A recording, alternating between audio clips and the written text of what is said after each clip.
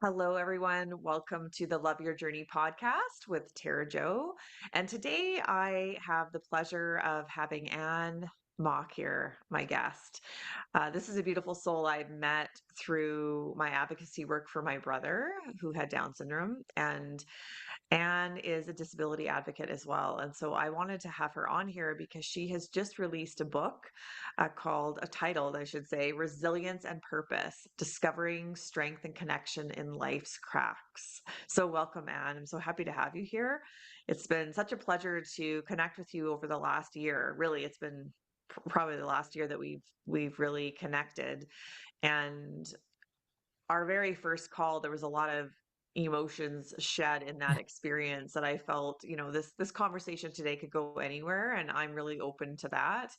But I would like to hear your story and your journey, just what has gotten you to this point of being an advocate for disability awareness and everything else that you are doing as a form of purpose in your life. So welcome. Thanks, Tara. Thank you so much for having me here today. I'm so excited to have this conversation. I think it's been a while in the making, and I think from the moment we first connected one on one, I really felt that pull and the connection to you, and I felt like we'd known each other for a long time. Yeah. Yeah. And it has been a long time. I remember I booked you like 2 months ago and you went on this beautiful trip. And I kind of want to talk about that too. What made you do that and why now? So feel free to just share, number one, your journey into your world of how you see it right now. Sure. So, as mentioned, my book had released, and my book is mostly about the chapters in my life that have really shaped me. And they are chapters that, many of us can go through, whether it's grief, um, relationship struggles, chronic illness. For me, it's also vision loss, and how, honestly, they can really take you down.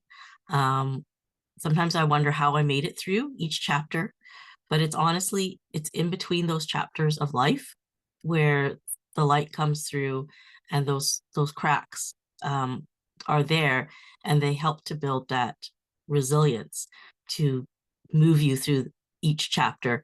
And so I look at that as how my life has been. With grief, there was advocacy involved in that too. Um, my husband had suffered a stroke, so it was advocating for him as well. And then I was also his caregiver. And then I learned that I was losing my vision. Um, and he became the caregiver for me. And while I was going through the vision loss, I suddenly became very ill with something called new daily persistent headache, where I have a headache basically every day. So even now, as I'm speaking, it's there, it's in the back of my head. It's a lot better than it was when it first started. I was bedridden for the first 8 months of my diagnosis. I'm now reached a point where it's more stable. So I have a grade 4 out of 10 headache all the time. Um, and when I was thrown into those really deep, deep, dark paths, I really lost sight of who I was, um, who I thought I would be, the life that I thought I would live. Um, Yeah. it completely came crashing down, and I didn't even know what I liked anymore, what I wanted. All I just felt was this deep, deep, dark pain. Um, and in that pain, I also saw my kids seeing me as a crumpled up ball on the bed. And I didn't want them to see um, me give up on life. So I had to Mm. really make some conscious decisions and really work on changing my perspective about how to get out of this. A lot of it was around the time of the pandemic. And I noticed that small businesses were suffering with the pandemic, and websites were inaccessible to the blind and visually impaired community. And I really wanted to find some way to help. And so, for whatever reason, I chose social media, and I chose Instagram because it's a visual medium. And I really wanted to challenge that. to see if I can make it as accessible as possible and really educate and bring awareness at the same time. So social media actually became my lifeline because I couldn't even get out of bed. I couldn't even take a shower, but I would like make a conscious effort. Today I will take a shower, I'll wash my hair. Tomorrow I'll take a photo. The next day I'll write a caption. And so that was how I dug myself out of this. And I also learned, pain can really consume you. And so I had to really change my thinking process about how to live in those low pain moments, because I realized and I come to an acceptance that this wasn't going to disappear. If it by miracle disappeared one day, great. But if not, I really was going to be living this way for the rest of my life. And that is the depths of what I got to. And it's interesting because by letting go of all of that, this whole other path opened up to me, one that I never dreamed, ever thought would be possible. And I realize Mm, now that I'm living me authentically now, and mm, that I can really show the light and help others because I never really want anyone to feel what I felt during those times. And community is so important, and sharing stories is so important, so that we can connect with each other and really help each other as we go through this. And it's not about overcoming anything, but it's really just about carving that new path for ourselves. that's so beautiful, and what stands out for me is just this living your life authentically. It's I really see this. I've had, I mean, incredible conversations just this week within 3 days of three different women telling me the same thing. I am really tired of living a certain way for other people, Yeah, right? And how there's this awakening happening within the community of women, especially because it's who I usually work with, but just people wanting to live a life without other masks on, I yes, guess is the way that I see it, right? And yeah, those masks I think get built on based on, what we learned as a child, or just like if people bullied us, or if something was said to us by a boss, or like all of these life experiences lead us to that moment. And I always say to my clients, through my journey of health, I don't want anybody to have to go through that to get yeah, that message.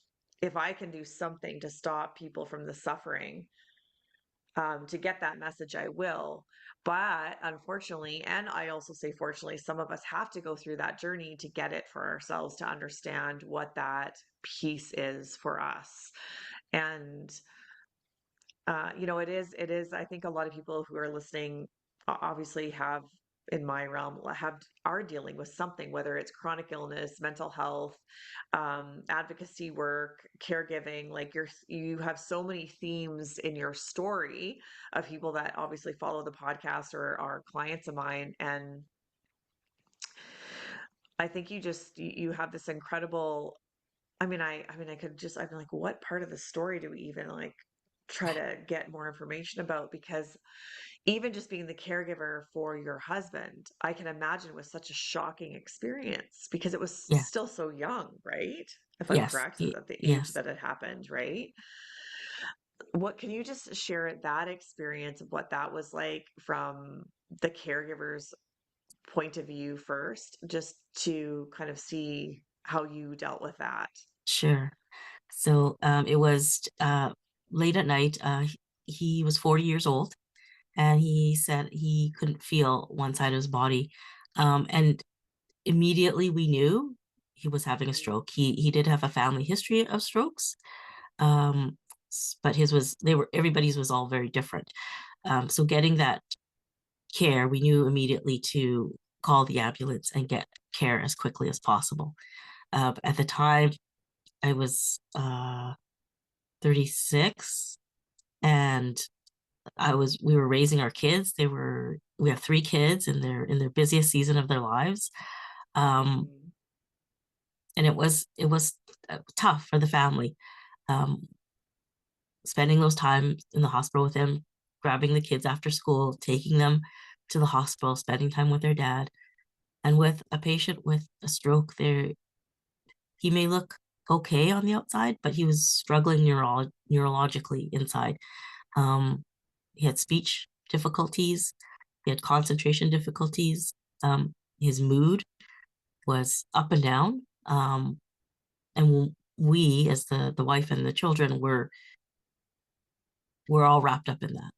And it was Yeah. difficult for us and the kids to see, is this our dad or is this our stroke dad? We weren't sure. And there were a lot of tears. And honestly, I don't even know how we survived our marriage. There were times where I just didn't know if we would make it. And he wasn't able to return to work. So I became the primary breadwinner, and I was working 2 and 3 jobs, 7 days a week, just to try to keep afloat. So that was an extremely difficult time. Financially, we were at the bottom, and nobody had good friends, but nobody really understood what we were going Yeah. through. You know what? I'm just going to pause there for a second Yeah, because I think a lot of people I can feel this even for my own journey. I really felt like no one understood as yeah, well when we were navigating stuff to do with Corey. I don't even think people can even understand, right? And that financial burden, the financial stress that comes is so incredibly hard. yes, And it's one of the worst things that I see a lot of families go through and a lot of individuals that go through that are alone. There's the you can't work, you shouldn't be working. yeah, Even as the caregiver, why would you want to work when your family member is ill? yeah, There's this really weird thing that happens when something like this happens where actually you should put everything on pause, your work, everything, life should stop for this moment. But what pushes people to keep driving to do the things is the financial burden of how much money it takes hmm, to caregive, how much money it takes to like I was talking to somebody the other day about how much we had to pay in parking just to visit yes, Corey at the hospital sometimes. Like yes, just that alone, right? And not let alone the gas money, you know, for my dad to go to his farm every day, an hour outside. Like all of these other expenses that I think people don't even think about, let alone my sister and I never even lived in Saskatoon. We had to come there from our yeah, homes and live there now. So we were living in two different homes and going back and forth quite often, more times than we could count.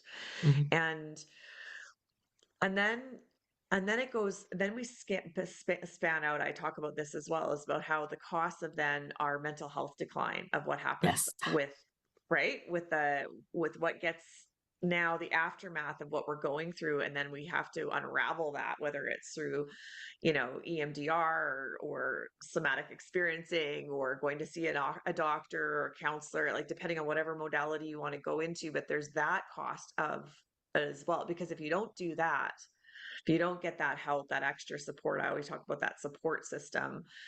You need that as a caregiver. You need that place to come to where you feel like fully heard, right? Fully witnessed in what your experience is.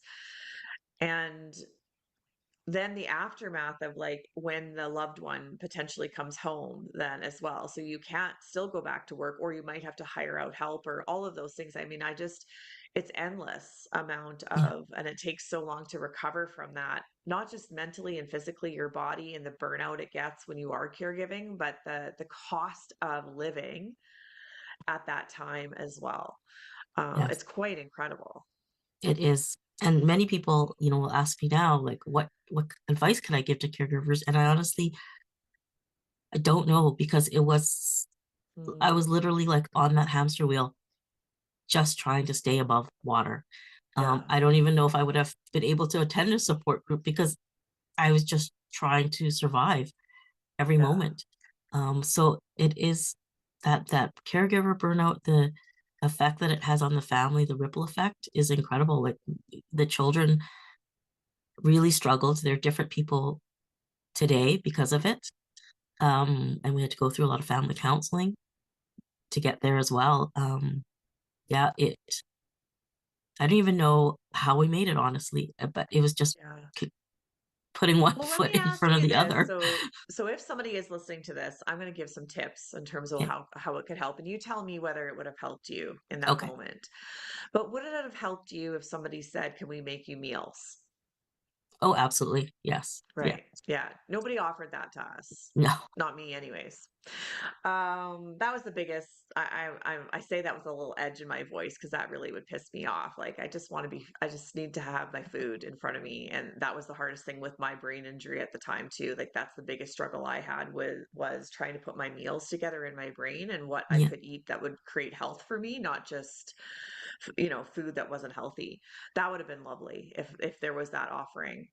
Um, what about if somebody took your kids to their activities? Like Yeah. that's all, right? Yeah, that Offering would have helped. some, yeah, somebody could have walked Bailey for me. Yeah. Anything could have. So I think sometimes people get overwhelmed not knowing what to do. And my word of wisdom is keep it simple. Yes. Really keep it simple because we, under that pressure of caregiving, need it simple because Hmm. everything else isn't simple.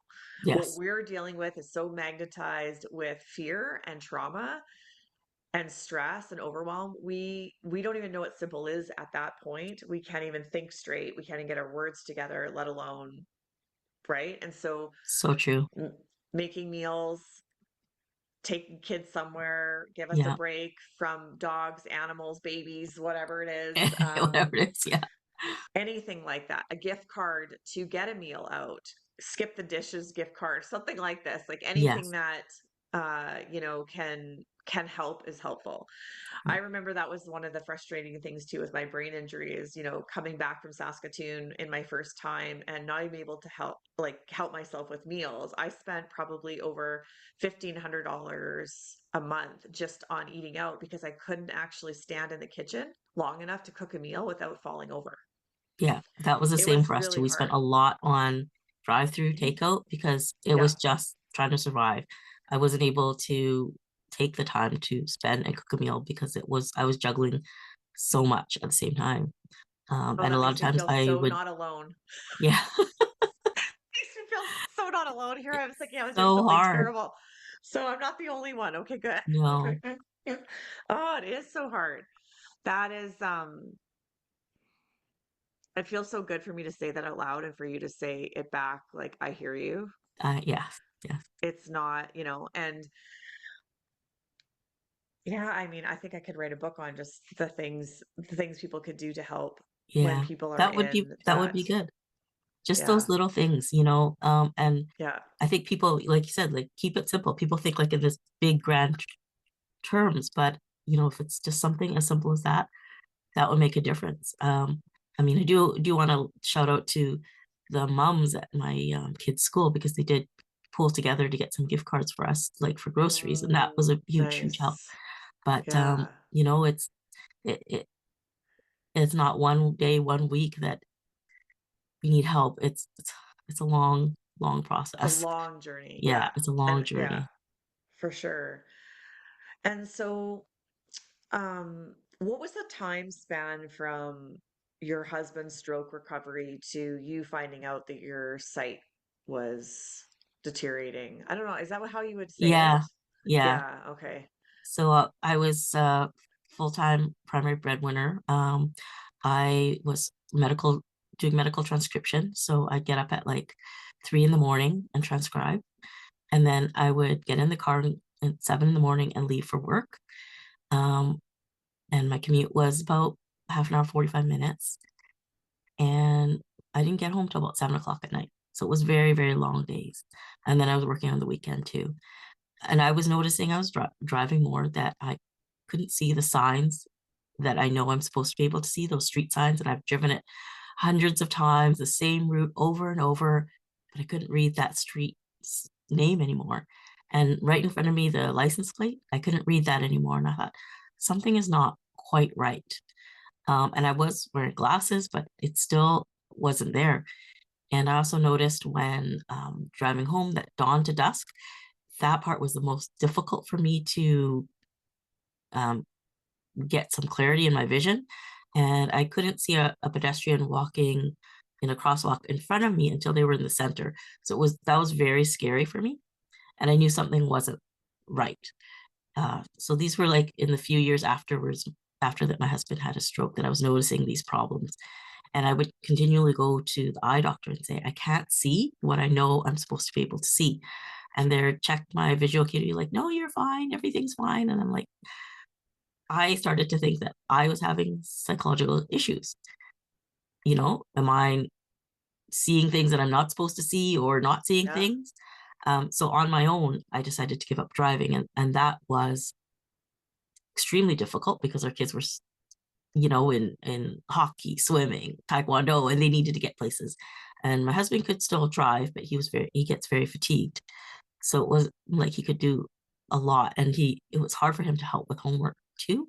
And so I'd come home and the kids would be crying because they, couldn't get the help they needed. It Yeah. was hard. Sometimes I just wanted to turn around and walk out the other way, right? And I'll come back at home. Yeah. Um, and that was a time where I really noticed that my vision was going. So about 8 years of that went on, and I decided maybe if I get contact lenses and if I put it right against my eyeball, maybe I'll be able to see better. But it turned out it actually made my vision worse. And that's when the optometrist said, okay, I'm going to send you to a retinal specialist. And when I met with her, she's the first person that said to me, I believe you. And that is in Mm. itself was a huge Yeah. weight that lifted off me. And we spent Yeah. the next 2 years going through more testing to figure out what was going on. And I was diagnosed with a rare inherited retinal condition called cone rod dystrophy, where so it's basically the cells at the back of my eye, those are dying. So we don't, because there's not much known about it, we don't know how fast or how slow it'll go, but it's just continually monitoring. On the day that I received my diagnosis was the same day that I got my dream job. It meant that I only had to go to one job. I was getting paid well so that I didn't have to work 2 and 3 jobs anymore. And it was an easy bus commute. Yeah. And that day was so full of emotions because I didn't know if I needed to disclose or not. Yeah. And I didn't disclose. And for 5 years, I really lived a double life, hiding what was going on. Because I was Mm. actually really an excellent employee. They had no clue that anything was going Yeah. on, because I managed to hide it and mask it and find ways to adapt. So it was a What was real, that real doing for hard you? struggle. Like, what was that doing for you to have to hide something that was really probably in the forefront of your mind daily, Yes. changing your life daily, if Yeah. not every second? Yeah. What was that like to have to hide who you were and what was happening? It was very stressful. And because I didn't have a good sense of my peripheral and my around me, I would leave for work very early, just as I was when I was driving, to avoid people as much as possible. So I would Mm. be the first one on that 5 a.m. bus. I didn't even have to start till like 8 o'clock. And my commute was only like 30, 40 minutes by bus. Um, so that I could be the first and have as much room as possible and walk to work without worrying about falling or anything like that. And when it came to the end of those 5 years, that's when I realized I needed a white cane because I was struggling so much. And I did get a white cane, but I refused to use it. I hid it. I hid it in my backpack because Mm. it's people. It's very difficult for people to reconcile. How can you do what you're doing? You need a white cane, like, and I didn't even Yeah. understand it. I was just in this really Yeah. gray area, and there's so much stigma that's attached to using a white cane, Yeah. um, because people are like, It's you don't look yeah. like you're having problems. Well, isn't that interesting? So too, this concept of like the silent illness as Yes. well, right? Like I'm sure you've discussed that with many people in the chronic illness world, but just how many of us suffer in silence. I even find so sometimes my pain level gets so bad that I can't walk as fast. Yeah. And so when I cross crosswalks, I'm still fairly young. Hmm. People I think get I can feel their energy. Like, why isn't you speeding up? Because Yeah. I look fine. I look young, Yeah. but actually some days my body feels like I'm 80 See, That's how it feels like I'm moving through mud. And so even if I feel like I'm walking fast, the outside world is seeing different. And so, gosh, if even this part of the podcast just helps somebody realize that you just do not know somebody's story and how they feel ever. Like you just don't unless you you don't know. ask. And so have patience. Yes, Seriously, have patience, you yes, know? And Corey, when he was in his last, I would say couple months, I noticed just even, with the dementia diagnosis, but also he had a brain injury, right, from a stroke. yeah, He, I could see had trouble seeing certain things like stairs yeah, as as he used to. And because my brother was very dynamic in his expressions, it was easy for me who's known him his whole life to understand that there was something going on with his sight. One of right, the biggest things for me was he loved Jurassic Park. So he had this Jurassic Park comforter on his bed and he loved to watch TV. So, but he would lose his remote often. And then he would get really angry when he would lose it because it was frustrating for him, which is, yeah, I think, a normal emotion when something isn't going your way that yes, you're used to, right? But then I realized one day, wow, that comforter he had on his bed was very dark and mm, it was really busy with lots of dinosaurs. And so I looked online and found a Jurassic Park one that had this teal or like turquoise blue for most of the cover and then the big dinosaur. And I could just see the shift in him as soon as I yeah, got that and him being able to see his remote on the blue. Like instantly could see and it just felt like I remember feeling in that moment, oh man, I wish I had known this sooner for him. yeah, And just how many people probably struggle with those things and don't understand just even the sight for people that are aging is one hmm, thing too, right? And and what we can do to kind of make things easier for people as well, even if you have an aging parent or an yeah, aging sibling. Um, do you want to just talk about that? Like what are some of the things that you've done? I know when we talked, you talked about changing you renovated your home for the future, right? yes, yes, Yeah. Do you want to talk? Do you mind? Is that sure, too personal or do you mind yeah, sharing that? Because yeah, I think that's a really interesting uh, I want people to leave this really educated, learning something new that they never even thought before. And this is like one of the places that I wanted to go was like at home, what can we look yes, for? absolutely. And I definitely want to just acknowledge exactly what you said. It's like having patience, and even as I advocate and educate, it's lead with kindness.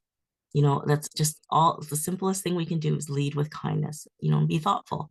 Um, and that can go a long, long way. Yeah. So when it comes to renovating my home, this was about 2018. So before I became chronically ill, I was going through the vision loss. I was going to see NIB and learning, how things could help me. And our home needed a reno. It was due, but it was always in the back of my mind to make it universally designed. My husband, having a stroke, his family having stroke issues, and seeing how my in-laws were, and what was helpful for them helped me in my decision making of making the home as age friendly as possible. So we had a lot of carpet and uneven flooring. So we basically gutted the main floor and put in all uh, hardware type flooring, um, and everything to be easily cleanable. Because as we get older, it gets harder. And we changed the doorways so that they would be more accessible. They would fit a wheelchair or a walker going through. And we put the master bedroom on the main floor. And we had a side porch there, but we closed that in and that we made that into sort of the walk-in closet so we could just get our things. And then we renovated the bathrooms again to have wide doors. We put in all the strength behind the walls for grab bars and with the toilets as well. And I'm I love interior design and decorating things, but I want it to be beautiful so that it doesn't look like it's institutional. So it's Yes. very beautiful. Yes.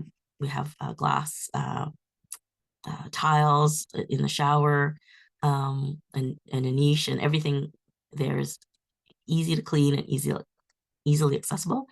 And then the flooring is small hexagons, which one would think is difficult for cleaning with tile and grout, but it actually provides grip, so for falls.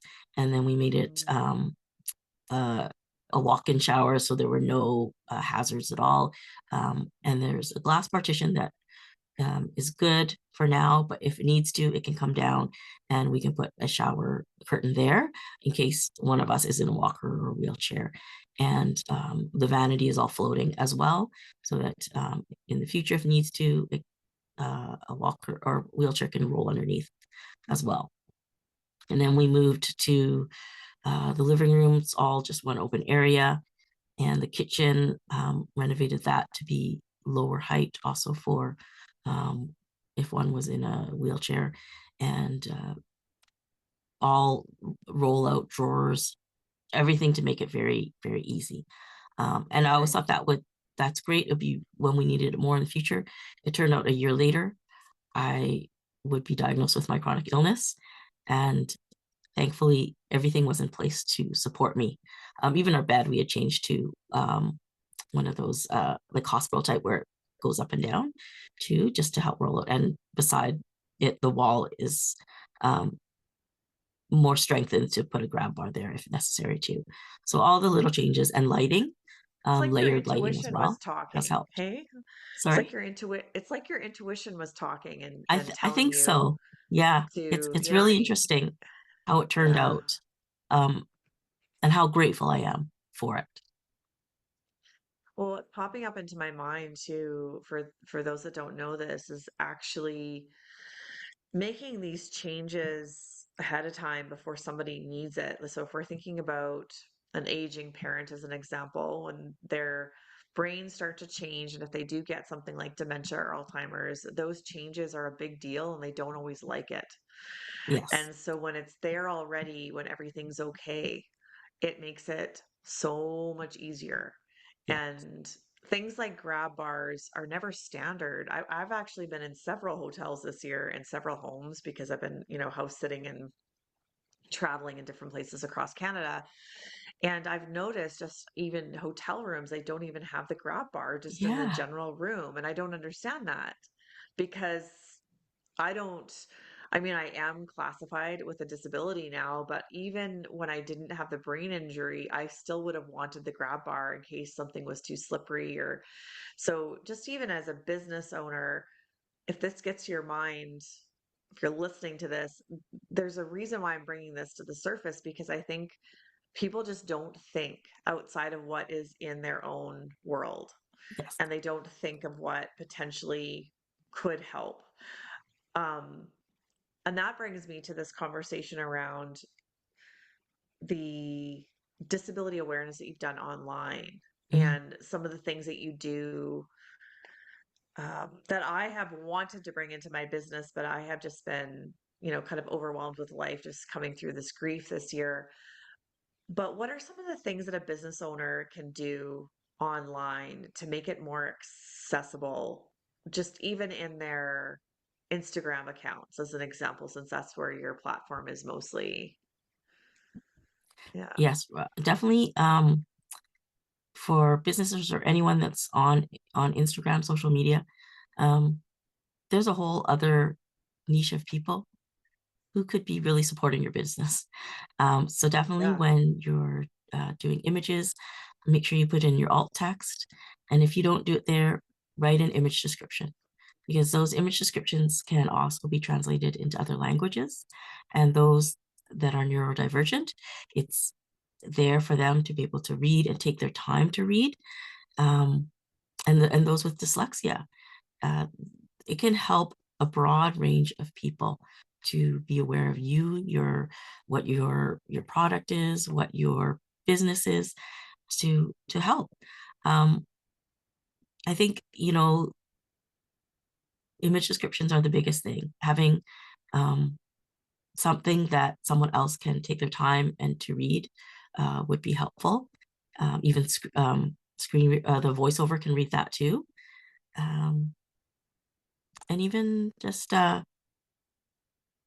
your hashtags, make sure that they're camel case, so the first letter is capitalized. So, for example, my Instagram handle is purpose in view. I would capitalize the P, the I, and then the P again, because when a screen reader reads that, it's actually all gibberish. It's like blah, blah, blah, blah, right, instead of the actual words itself being Oh, defined. So those are simple things that can be incorporated into your social media and your Instagram, and captioning for videos.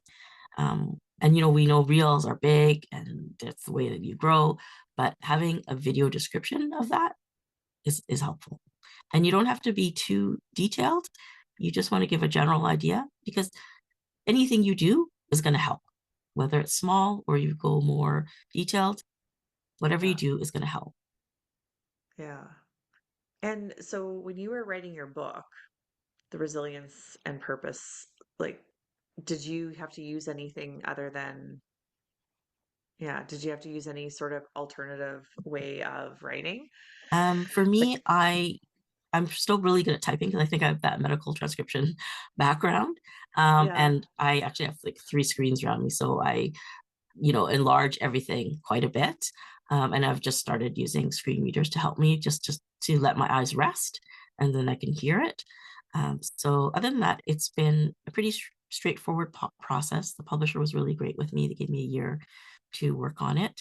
Um, amazing. but I also knew when I was writing this book, you know, not everyone has time, so I wanted to make it like succinct. So you got the story. There was some reflection there, but it was always something you could turn back to. That because you may not go through every stage that I went through, but there's something there that might help you. So that was my kind of like a little survival guide or handbook. Yeah, that's amazing. Because I mean, I think it's number one, you've gone through so much, but I think writing a book is something that like I would love to do one day. Yeah, But I think it's sometimes people get, it can be hard for anybody just to write a book just in general, let alone having a vision yeah. issue, right? Where you can't always see everything. And what made you want to do it anyways? What made you just want to get your story out without having the limitation? Because I work with a lot of women that limit themselves based on a belief that they hold that they're not good enough, or they're, and often it's built in these things where it can be a chronic illness problem. Like, I don't know if I can hold the space of this. If I create this, what will happen in the future?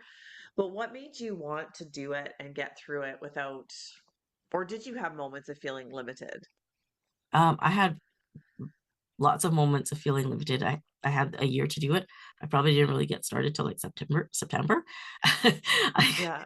I kind of like had it in my head, but was not putting my fingers to the keyboards or anywhere else. But it was ruminating in my mind a lot. And the reason I pushed through is because I remember those times when I was in a ball on the bed and not wanting my children to see me give up on life. And as a mother, I would never want them to give up on life either. So this was for them. This was the guidebook and the survival guide for them, that they could always have, and a little bit of a legacy for them as well. And when I finished it and was, talking on podcasts about my book, I realized that this book was actually what I needed from my mom, to hold me, to hug me, to tell me that it would be okay. And I feel this thread and this connection that comes through, and I realize how important it is. And it. I would have just been happy it just got released quietly, and that was it, because it was really just for me to my kids, um, and to also thank the relationship that I have with my husband. Although it's been up and down, he has been a wonderful caregiver to me. Like it has helped our relationship. Um, and we're now at a place that we can look back on it. But honestly, before, I could not even talk about my husband's stroke for many, many years. Actually, just until Yeah. recently, I wouldn't even talk about it because it was really traumatizing. It was very, very Yeah. difficult on the family, and on me. So yeah, it's Is it like when you say that, because I just know a lot about brain injuries, was it because the personality changed, yes, or yeah. yes, So yeah, so for those that have strokes often have a personality change, and so that can mean somebody that was very quiet can be very loud, others can very calm, can be very angry, and there's like no control, like they almost don't Yeah. have the control over it. And it makes it very difficult because here's this person, that this human body that's standing in front of you is somebody you love, and now the personality is like, almost like a Dr. Jekyll, Mr. Hyde Yeah. kind of scenario. And it's very traumatizing for the families to kind of, how do we even navigate this? How do we stay with this person? How do we care for this individual? And I think that's I want to normalize this, that you're not alone. Yeah. I've heard this a lot. We were lucky when Corey had his stroke. I think my sister and I gifted him this opportunity that we took care of him. We rented a Mhm. house and we took care of him for, I think, 3 or 4 months. It was also during COVID, so there was not an exceptional amount of care at the time Yeah. either. And I think that really helped him. But what happened when he went back into his care home is you could see he deteriorated very quickly Yes. in terms of his behavior. And, that story will eventually come out of kind of what was going on. But I could see just how safety with family created stability for him Yes. and Yeah. healing that. Right. And my sister and I both have healing modalities. We did a lot of energy healing on his stroke as well, and his brain. And but just in general, he was probably more emotional for sure. Yeah. Cried more, Mm. like the tears. Yeah, tears Yeah. were, and um, very scared to walk or fall or even eat because Yeah. he was choking so much after the stroke. Like he would, and I think everybody's stroke recovery is very different too. Mhm. So, but I just wanted to say that like you're not alone in that feeling. Like there's a lot of fear and sadness, grief of all of it, and has he recovered his personality or eventually, or have you just been able to figure out a way to He's navigate life recovered, together? a lot of it, like, it's been through a lot of work, through a lot of, Yeah, counseling help because he just didn't realize that he was this way and the yeah, effect. So we had to have the third person really kind of come in and help him understand and see what was happening. And I think then that helped him to kind of manage his emotions because he would become very angry, like on the turn of a dime, right? And as yeah, you know, the kids would be like joking around with him, but he would take it a whole other way. yeah. And then they'd be scared. Um, so a lot of it's taken a lot of time, a lot of work, um, and just helping each other find the way. Um, yeah, I love that. Helping yeah, each other find the way. yeah, Helping each other find the way. That's the way life should be, is all of us helping each other find the way. yeah, yeah, That's what my monthly membership is all about, is having people be able to walk alongside each other as they're navigating really big things in their life, and having this place to come to just be who they are, hmm, and to say what needs to be said in this way where everybody is accepting them who they are, so they can get to that place of where you are, like, I'm yes, living in authentic way now. yeah, That's such a beautiful place to be. yeah. And And now yeah, we went on like the first biggest trip we've ever done, and just the two of us. And yeah. it's really testament to like all the work we've put in to get to it and to really Mm, enjoy um, each other in this new space, like where we are, exactly where we are, not anything more, anything less.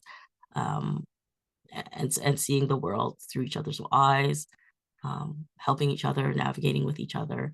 Um, it it's been a big partnership. yeah.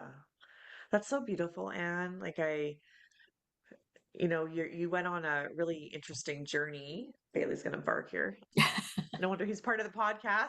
He's just letting everybody be known. Yeah. That's okay. Just a car is backing out of the driveway, Bailey. That's okay. Um, now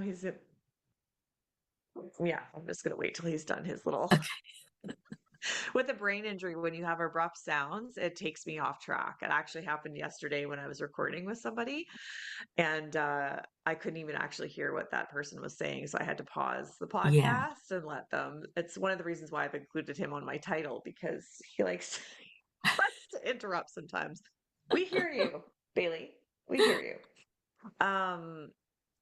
But I wanted to talk about this trip that you went on because I remember you telling me I wanted to do the podcast and you were like, I'm going on this trip. I was like, go on the trip, just do the thing because that's so cool.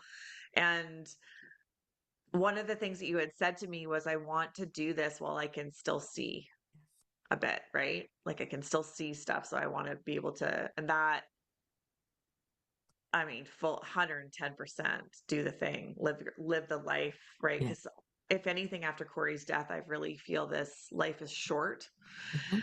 to be living a life we don't want in Exactly. any capacity, whether that Yeah. be with somebody else or how we're living it or the career we're in or how we're holding ourselves or what we're saying to people or what we're not saying to people. So, yes, tell us about that and what that was like for you. So this trip was a couple years in the making, but I really wanted to. When I first started, no, when I first learned that I was going to be losing my vision, I wanted to see sunsets and sunrises. Like I just wanted those moments. And so in my mind and for myself, I was creating visual bucket lists of things that I wanted to see. We take things for granted so easily, right? Like, Yeah. yeah, the sun's gonna rise every day and it's gonna set, but I like wanted to see that exact moment where it went down or when it came up. And I've always wanted to go to Hawaii. I just want the sand and the water and that feeling, and the flowers. And we had gone on a cruise before, and we had stopped at in Honolulu, and I really loved it there. So part of this visual bucket list trip was to head to Hawaii again, like soak it in, like stay a week there and just really enjoy it. Um, Yeah. and with brain injury and with my vision loss, we need to take time. We cannot Yeah. rush through things anymore. Then we're not young either, so Yeah. just can't do that. But so we went for to Hawaii for a week, and I did a photo tour with them. So it was like a kind of like just seeing the island, but it was also taking photos at the same time. So we started at the Cool. beach watching the sunrise, and then the turtles, and then just going to different places and just soaking it in. And then we flew to Tokyo, stayed there for a week because there I really wanted to explore and see about their accessibility because I heard it's one of the most accessible countries in the world, and it is. It absolutely is. Um, for a country that's small in land but has many people, they've really in their infrastructure included the blind and visually impaired community, even though it's a very small community. Um, it's Amazing. everywhere from the big city to the Amazing. small coastal towns. Yeah. Tell me something that you saw there that you were like, how did it show up in the more than anywhere else for you? Um, it's in the thoughtfulness, like right from the get-go in the beginning of the infrastructure, like on the ground, they have the yellow tactile dots. So it guides you from the train station to all over. All the sidewalks have them. So you never felt like you had to be dependent on anybody. You could be independent. Mm, And I found it wow. so interesting because they even had QR codes embedded in some of the tactile surfaces so that would tell you where to go, or where you were. And then in the subway stations, here we have chirps and cuckoos for crossing the street. They also have that too, but they use melodies. But in the train station, they use the chirps so that you can listen and know which way to go to exit. And I was like, this is so smart, very smart. And then another way, which I had no clue, was as part of their laws in terms of bottlings, like for cans of beer, cans of Coke, they have Braille right at the top. Because in their words, they don't want people to poison themselves, but you just don't want to drink a beer when you're wanting to have Coke. So it was just simple things Yeah. like that that were so thought out and so well thought out and designed. And here, like if I go to, a restaurant and they have their menu board on the wall. Like I can't see that, but they have at every restaurant or place they have a menu right where the cashier is. So I could just point to what I wanted. So it was having life that was so independent where I didn't have to rely on others to Yeah. just live. So I was very, very, very impressed. Yeah. And it was even in the small towns too. Yeah. Well, I just love your for anybody that's listening to this, you're lighting up as you talk about all of this, which is so magnetic to hear and listen and see that energy in you get sparked Yeah. with it. And what I love about that is now you have those memories with you. So like Hawaii is actually one of my very favorite places too. Yeah. I went once with my mom in 2009 and it was just something I fell in love with. It's just Yeah. magical there. We went to Maui Oh, and I haven't traveled a lot of places for mm, various reasons, but that is definitely one of my all-time favorites. So I'm so glad you were able to go there. okay. And it was And right at cherry blossom season. So when we first landed in yeah, Tokyo, it was blooming there. And then after the week in Tokyo, we were on a cruise for 29 days, sailing around Japan, doing through all the ports. And it was like we were chasing the cherry blossoms along the way. And I've always loved it, thought it was just so beautiful. But to be in the magic of it at the yeah, same time and the scent, everything was just this incredible amazing, experience. amazing. Well, one of the things I teach clients is getting into that present moment by your sensory load, right? To vision, to smell, even if their eyes are closed, we're on a visioning process. It's tapping into those experiences and it's your brain doesn't know the difference sometimes when you're there or not there. Yeah, But I think something's going to get so activated in you now that you have had this experience of, I mean, what did it do for you overall to because for me, I love traveling. yeah, Traveling for me is one of the biggest perspective shift things that I could ever do for myself. So if I ever feel like I'm stuck in any area of my life or feel things feel funky or I could feel like I'm going back into I call it back into my BS suffering, which is yeah, just stuff in my head that I like to talk about. I like to go someplace else. I got to get out of the house that I live in and get out and do something else. It gifts me this opportunity of seeing life differently. yeah. So what did that whole trip, if you had to theme it, what do you think that gifted you? Um, the word that comes to my mind is wonder. Just Mm, wonder for the world, wonder for people. Um, and just so much appreciation.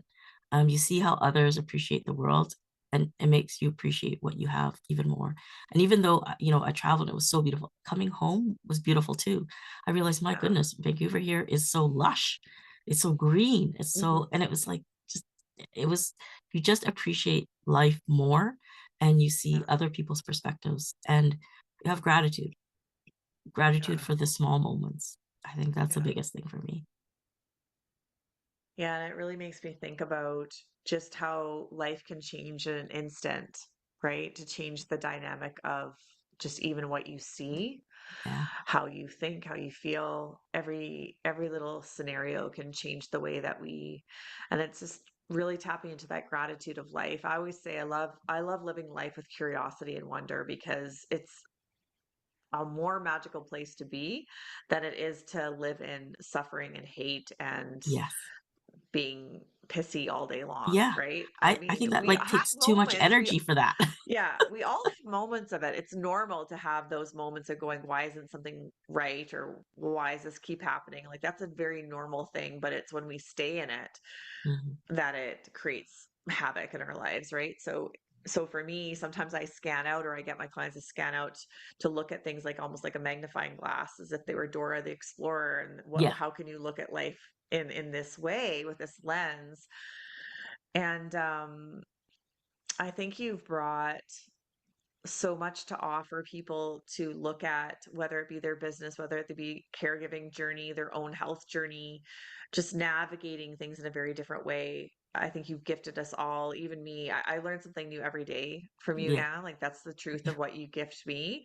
And I don't know you very well, right? I hope one day we can meet in person because there's just such a gift in your story that has very similar threads to my Mhm. own, just in terms of everything from your husband's Yeah. stroke to the caregiving to now, this health journey of your own, and how we can feel so alone. I remember sitting on Zoom with Anne, feeling not alone in the moment that I met her actually through the Yes. virtual space. Yes. And that is such an opportunity for healing to understand, like, I'm not alone now. I'm not the only one that spent $1,500 on Yeah. takeout because I couldn't Yes, take care of yes. myself during a concussion. No, but I was really feeling alone. Like, when Yeah. I tell people that, they look at me like I'm crazy Same, because right? they They're like, just, "Oh, right? They how look at me could you?" like, right, but they're not in our shoes, No. physical shoes of feeling dizzy. And I want Yeah. to let everybody know that both Anne and I were not feeling on par today. Yes. When we started this podcast, we both were having our symptoms flare up. Yeah. Even as I'm talking, my head is pounding and I Same. feel it's hard to talk. And these are the days, this is what it looks like to navigate illness, concussion, Yeah. eyesight, headache. This is what it looks like. And I did offer a break. I offered her a pause saying, "Do you want to reschedule?" Because I could feel myself wanting to reschedule this morning. But Yeah. I'm so happy that I gave the spaciousness of just you being heard, like, "Hey, I don't feel good," and me saying, "Hey, I don't either. Well, let's Yeah. just do the thing and see what happens." And I Yeah. think we still came out the other side really magically, and lots came through. Yeah. But that's sometimes what Anne said was, "Well, this is just sometimes my life, and this is how I have to navigate it every day." And that's sort of what it looks like, is being able to figure out how you can navigate your illness or a, disability and still live a life that you desire, which is to have connections and conversations with others and to travel and to explore. It just means you might have to do it a little bit differently than what you think right now, right? Exactly. And just to Exactly. allow that opportunity to show up for yourself by allowing yourself to say, okay, so I do want to travel and I know I'm in pain, but I want to travel. So what is the offering here for me that I can make that happen? And then Yeah. just see what shows up for us, right? It's that Exactly. invitation to the universe to allow us to give us opportunities Yeah. to expand our life in different ways. Yeah. And not be hard on us ourselves, because this is just the way it is, Truly. and it's okay. Yeah. And just because your way of doing it is not the same as someone else, that's totally fine, right? Yeah. Give yourself grace. Yeah. That's so, yeah, thank you so much for that. I really appreciate you being here. I went to go order your book and then I realized I had no address to send it to. Oh, And as I was sitting here thinking, I was like, I haven't read her book yet. What is wrong with me? But I remember going to order it when it first came out and going, I don't have a place for it to go. But I wanted the physical books. I only like to read that way. yeah. It's hard for me to read on any other format. Yes, So I'm yes. going to order it today. Even if it goes to like one of my parents' house or something like that, then at least I know I have it and I get to read the physical thing. Yeah.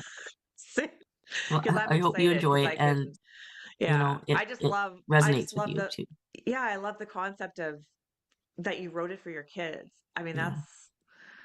that's such a hard place to be. And I really thank you for being here because there's so many beautiful words you talked about, like leaving a legacy. And I've been thinking about that even in my business of allowing, the people I work with and is leave this legacy of love. Yeah. Right. And I Yeah. always sign off on my podcast, be kind, everyone. And that's Yeah. like your theme, as you had said, lead with kindness. Yeah. Life, that was the sentence I wrote down because that really resonated with me. So thank you Yeah. so much for being here, Anne. I hope Oh, that thank we you. can meet in person one day and have another episode here because I think there's so much that Absolutely. might come up from this. So if anybody has any questions or for Anne, how can they get a hold of you if they wanted to, number one, get your book? We'll leave anything in the show notes, but is there any other things that they can contact you with if they want to talk to you further or explore things with you? Yep, I'm, available on Instagram at Purpose in View. You can always, message me there. I have a website, it's purposeinview.com, and my book is available on Amazon and anywhere, um, major retailers are. It can be ordered there as well. Yeah, and I have a Awesome. TEDx, you can check that out. It's on, YouTube. It's called Blindsided by Anne Mok. So, and there's tips in there about making Instagram more accessible. Amazing. I love that. Thank you so much, Anne. I really Thank appreciate you being here. oh, It's been I such love a talking to you. pleasure. Thank you, Tara. Yeah, you're welcome. Anytime. Thanks, everyone. Have a wonderful day. Be kind and lots of love. Enjoy your day.